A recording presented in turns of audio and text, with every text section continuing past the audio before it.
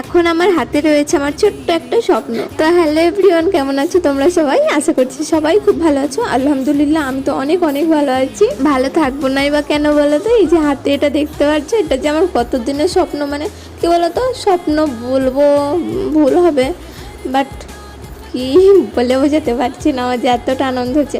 কখনো ভাবিনি যে এই জিনিসগুলো আমি মানে চোখে দেখতে পারবো কিংবা হাতে পাবো কখনো।